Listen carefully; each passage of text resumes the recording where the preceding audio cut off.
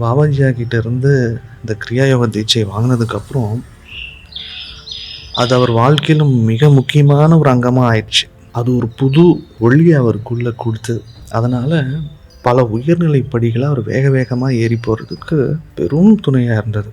வேலைக்கு போயிட்டு வேக வேகமாக ஐயா வீட்டுக்கு வந்து அவசர அவசரமாக அவ்வளோ சந்தோஷமாக குதூகலமாக பயிற்சி செய்கிறதுக்கு தனியாக போய் ஒதுங்கிடுவார். அந்த மாதிரி பயிற்சி செய்கிறதுக்கு அத்தனை பேர்த்துக்கும் நமக்கு பயிற்சி செய்ய சொன்னாவே ஏன்டா பயிற்சி செய்கிறோம், பயிற்சி வேற செய்யணுமா அப்படிங்கிற ஒரு சலிப்பு இருக்கும். என்ன காரணம்னா உலக பொருட்கள் மேலேயும் உலகத்து மேலேயும் இருப்பு. இதே ஆத்ம சாதனையின் மேலேயும் ஆத்மா மேலேயும் கிரியாயோக சாதனையின் மேலும் இந்த மாதிரி ஒரு ஆசை, ஒரு ஆர்வம், ஒரு ஆத்ம சுகத்து மேலே ஒரு ருசி வந்துடுச்சு அப்படின்னா, இந்த மாதிரி தான் யாராக இருந்தாலும் எப்படா சாதனை செய்வோம், எப்படா தனியாக இருப்போம், எப்படா தன்னை மறைச்சிக்கணும், அந்த சாதனையிலேயே இருக்கணும், பகவானோட மூழ்கியே இருக்கணும் அப்படின்னு தோணும்.